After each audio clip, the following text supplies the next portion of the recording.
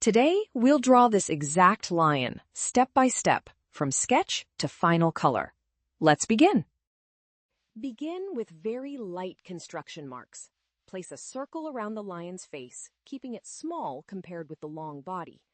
Add a wide body ellipse to the right. A gentle spine line follows the top of that ellipse, rising only slightly over the hip.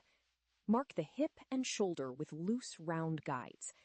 Now sweep the tail line down and back, then curl it upward into the compact hook shown in the reference.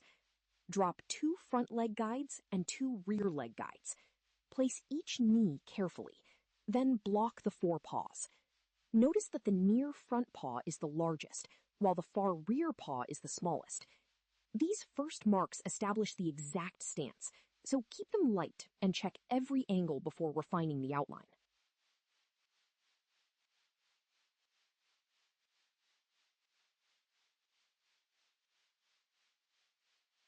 Refine the silhouette without changing the construction. Shape the deep chest beneath the mane, then follow the nearly level back into the rounded hindquarter. Tuck the belly upward before it reaches the rear leg. Build the tail around its guide, preserving the narrow base, broad curve, and tight upward curl. Connect the neck to the shoulder. Add the small ears, with the right ear partly hidden by the mane. Construct the pale muzzle as 2 soft cheek masses. Place the broad triangular nose, the short center line, and the calm closed mouth. Set the almond eyes beneath strong angled brows. The gaze points slightly toward the viewer, giving this lion his confident, relaxed expression.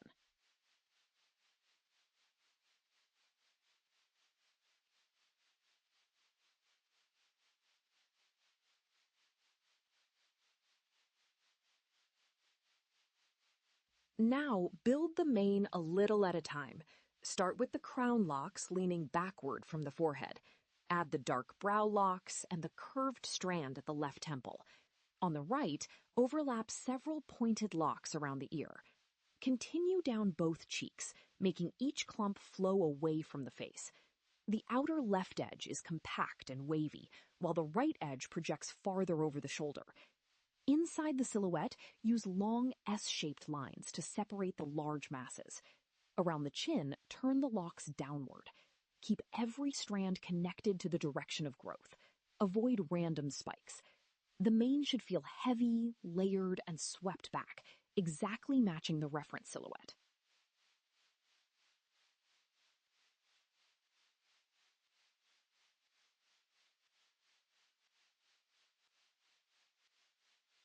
Extend the mane down the front of the neck with long, tapered locks. Along the back edge, overlap shorter clumps over the shoulder. Add the pointed lower tips, then reinforce the darkest flowing divisions inside the mane. Clean the outer contour without enlarging it. Move to the paws. Shape the lifted front paw first and round each toe separately. On the planted front paw, keep 3 broad toes resting on one level. Repeat that structure on the nearer rear paw, then make the far rear paw slightly narrower. Add the short curved creases that divide each toe. Compare all 4 paw sizes before continuing. Their rounded forms are important to the friendly, semi-cartoon style.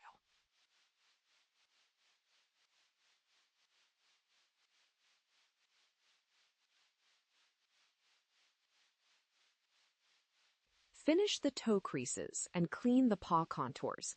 Now remove the construction in stages. Lighten the head circle first, then the body ellipse and spine. Erase the leg axes, knee circles, and paw blocks only after the refined contours are secure. Use the clean lines as your guide, and do not redraw the pose. Strengthen the face, muzzle, whisker dots, and fine whiskers. Clarify the inner ears and the main edge around them. Continue along the chest and both front legs, using a firm, warm brown outline. Then clean the back, belly, hind legs, tail, and every toe. Vary pressure slightly so facial details stay finer than the outside silhouette.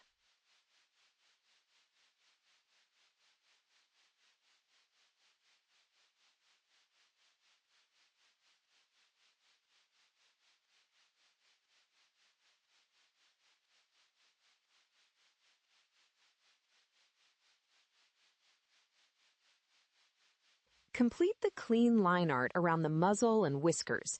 Check the ears and the layered mane, then trace the chest, forelegs, back, belly, rear legs, and curled tail. Give the paw outlines one final pass and verify the lion against the reference before coloring. Lay a flat golden ochre over the body, legs, and face, leaving the muzzle lighter. Fill the visible inner ears with warm cream. Cover the mane with a deep red-brown base, including the compact tuft at the end of the tail. Keep the dark nose, mouth, pupils, and line work crisp. Color the irises golden brown. Work around the edges carefully so the silhouette and proportions remain unchanged.